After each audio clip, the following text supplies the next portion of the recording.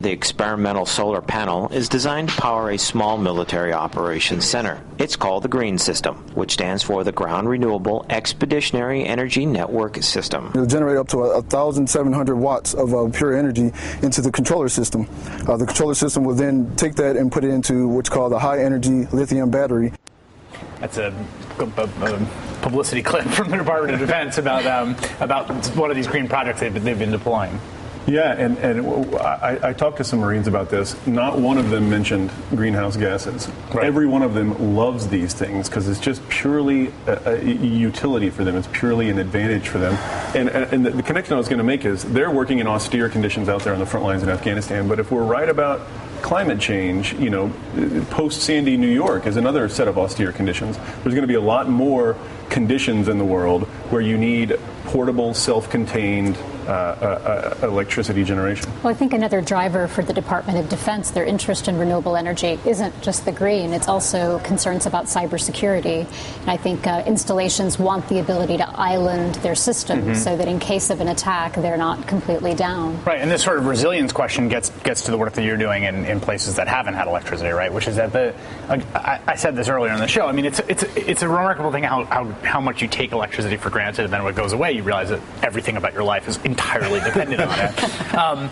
And so I guess my question would be, if you put a solar panel in a village that hasn't had electricity, what happens if 6 months from now it breaks or there's a problem with it? I mean, it seems like this could be a recipe for this kind of brief period, this brief renaissance, and then going back in. Right.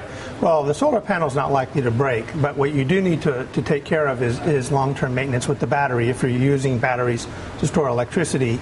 There are some applications, such as solar water pumping, which do not require batteries. In this case, you're using the sun's energy to pump water to a reservoir, and you're letting gravity do the rest, which is exactly what we were using with the project in Benin. If I could just quickly, elaborate a little bit on that project, because it's pretty remarkable how far a little bit of energy goes. In this case, we were asked to go in and provide power for an entire community. And we've developed this whole village model where we're using electricity for lights at home, but also for the clinic, the school, for street lighting, right, for water pumping, for micro-enterprise, and even wireless communications.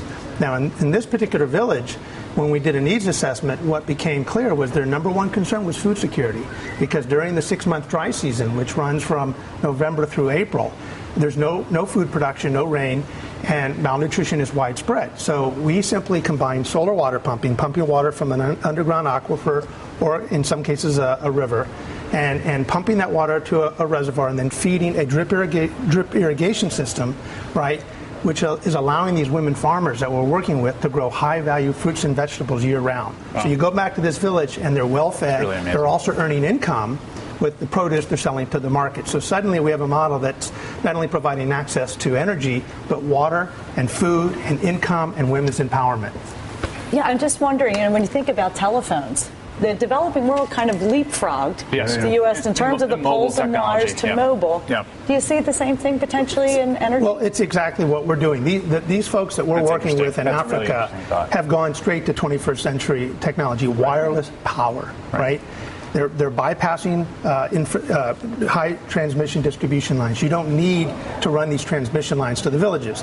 Wherever the sun shines, you can capture those photons and generate power for just about everything you need in a sustainable, carbon-free way. It's worth emphasizing that if they go the other way, if they go the central fossil fuel generation and big transmission line model in the developing world, we are toast. Right. Well, there's also cost to, even if you don't do that, the kerosene that you talked about, and diesel generators, and even wood stoves. There's a whole literature now about wood stoves and the environmental havoc that wood stoves are wreaking. And so there's a lot of different ways that you can get power that aren't necessarily this huge distributed power system that are going to have some pretty intense environmental effects. What do we know now that we didn't know last week? My answer's after this.